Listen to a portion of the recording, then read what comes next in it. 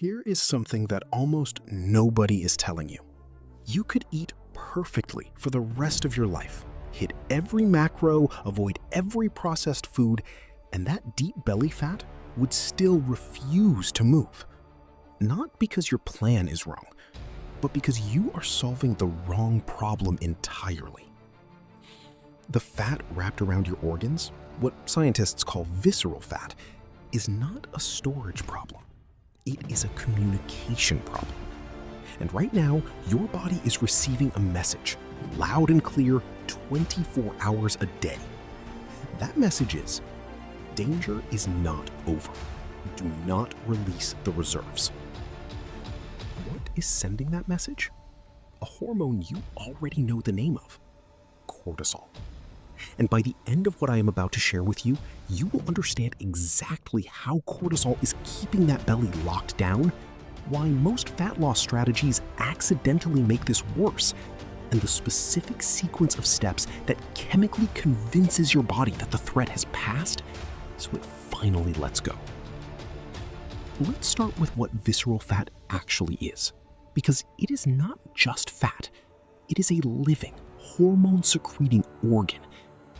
Unlike the soft fat you can pinch on your arms or thighs, which is mostly inert, visceral fat sits deep inside the abdominal cavity. It wraps itself around the liver, the pancreas, the kidneys, the intestines, and it is loaded, absolutely saturated with cortisol receptors. More cortisol receptors than almost any other tissue in your body. Think about what that means. Every time cortisol rises in your bloodstream, whether you were stuck in traffic, skipping sleep, or starving yourself on a 1,200-calorie diet, your visceral fat picks up that signal first, and it picks it up loudest. It is genetically wired to respond to stress, because in your ancestors' world, stress meant either famine or physical danger. And the single most important thing a body can do in a famine or during danger is hold on to its deepest energy reserves. That emergency fuel cache, that is what visceral fat is. So here is the brutal irony. The harder you try to lose it through deprivation, the louder the danger signal becomes. The louder the danger signal, the tighter it holds on.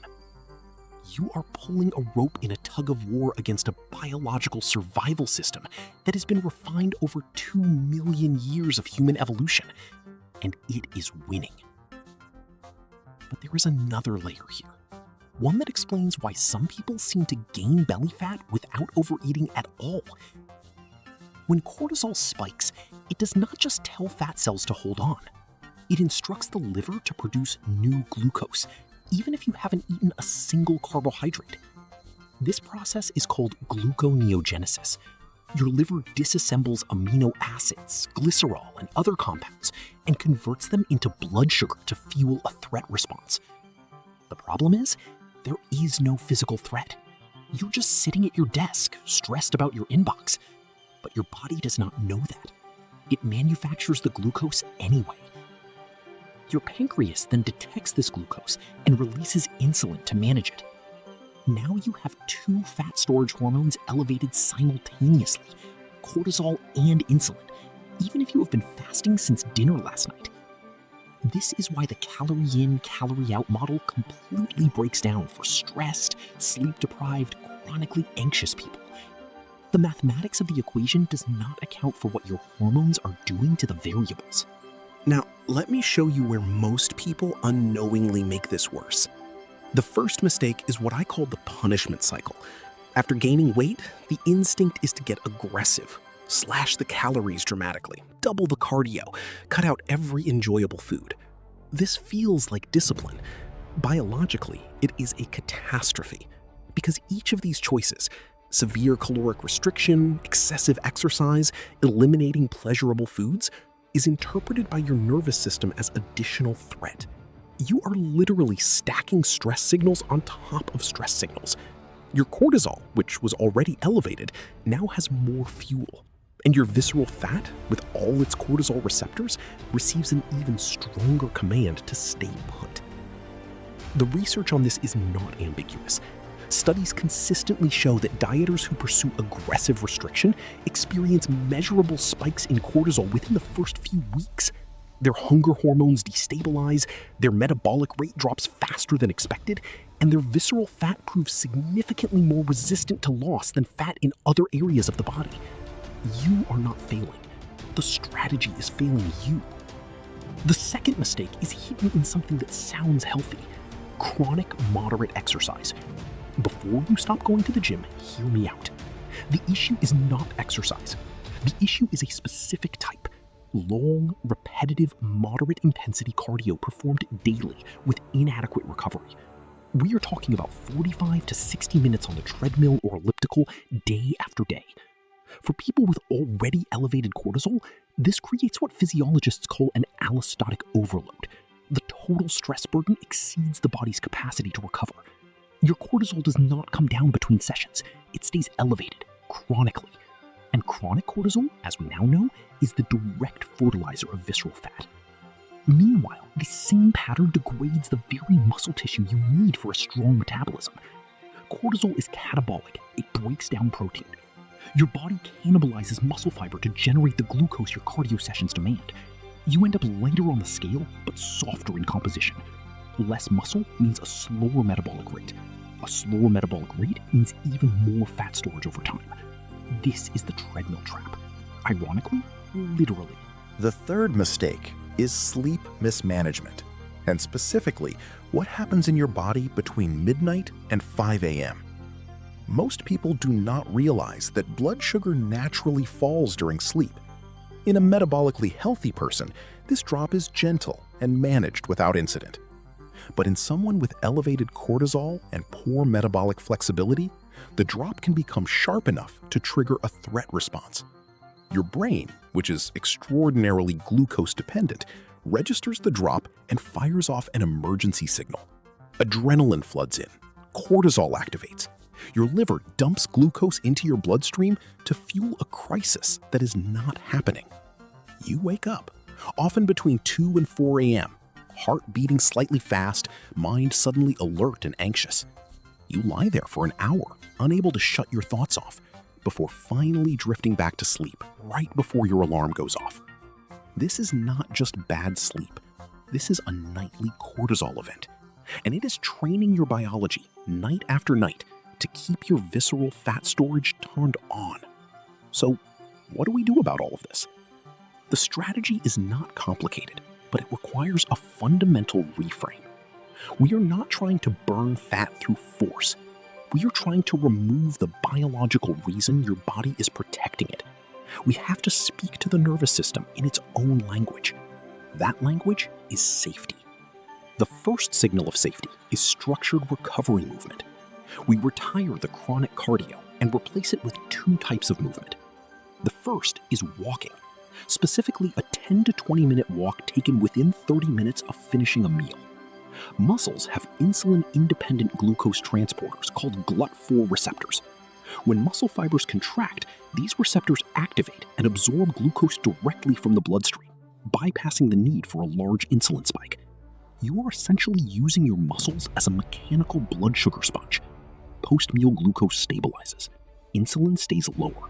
The fat-storing signal quiets. The second type of movement is brief, high-intensity effort. Sprints, heavy resistance training sets to orders, or explosive intervals lasting 20 to 40 seconds, performed once or twice per week with full recovery between sessions. This type of short, intense output triggers a massive release of human growth hormone. Growth hormone is the metabolic opposite of cortisol. It builds and preserves lean tissue. It directly targets visceral fat for mobilization, and it cannot be released in significant quantities while cortisol is dominant. By separating these brief, intense efforts with full recovery, you get the hormonal cascade without the chronic stress load. You are hunting, resting, exactly the pattern your biology expects. The second safety signal is nighttime glucose stability. If you are waking up between 2 and 4 a.m., the solution is not sleep medication. It is preventing the blood sugar crash before it happens. A small, strategic amount of natural, slow-metabolizing carbohydrate eaten 30 minutes before sleep can top off liver glycogen stores just enough to prevent the emergency cortisol response. A teaspoon of raw honey, a few dates, or a small piece of fruit are sufficient. Pair this with a small amount of quality protein, a tablespoon of almond butter, a few bites of chicken, and you slow the absorption further while providing the amino acid precursors your body uses to produce serotonin and melatonin overnight. You are not breaking your fast in any meaningful way. You are preventing a hormonal crisis that would cost you hours of deep sleep and flood your system with cortisol. The third safety signal is nutritional abundance during your eating window. If you are practicing intermittent fasting and still carrying visceral fat, this is likely where the breakdown is. Fasting works by lowering insulin, but if the eating window that follows is insufficient, too few calories, too little protein, too little dietary fat, your body never fully receives the abundance signal it needs to downregulate cortisol. You have simply traded one form of restriction for another. The minimum effective dose of protein for cortisol-stressed individuals is significantly higher than general recommendations. Aim for at least 1 gram of protein per pound of your goal body weight, consumed across your eating window. Protein triggers glucagon release, a hormone that directly counters insulin, and provides the amino acids required for neurotransmitter production, adrenal hormone synthesis, and muscle tissue repair. When your body has abundant protein, it receives a powerful biological signal that resources are available. That signal is incompatible with famine mode. The fourth and most underestimated safety signal operates entirely outside the realm of diet and exercise. It is breath work. Your autonomic nervous system, the system that controls cortisol, has exactly 2 states: sympathetic, which is fight or flight, and parasympathetic, which is rest and digest. You cannot consciously think your way from one to the other, but you can breathe your way there. Specifically, exhaling longer than you inhale directly stimulates the vagus nerve, which activates parasympathetic dominance and chemically suppresses cortisol output within minutes. The protocol is straightforward: 4 seconds of inhalation through the nose, 6 to 8 seconds of controlled exhalation through pursed lips or the nose. Repeat for 5 minutes, ideally before your largest meal and before sleep. This is not a relaxation technique. It is a direct physiological intervention. Your heart rate slows, your blood pressure drops, your adrenal glands receive a quieting signal. The environment inside your body shifts from one that protects visceral fat to one that permits its release. Here is the complete picture. Your visceral fat is not stubborn. It is obedient. It is doing exactly what it was designed to do, protecting you from a threat your nervous system believes is real and ongoing. Every calorie cut that raises cortisol reinforces that threat. Every brutal cardio session that never ends in true rest reinforces it. Every night of fragmented sleep reinforces it. The fat is responding rationally to an irrational amount of chronic biological stress. The unlock is not more discipline, it is less threat. Walk after meals to stabilize your blood sugar without insulin spikes.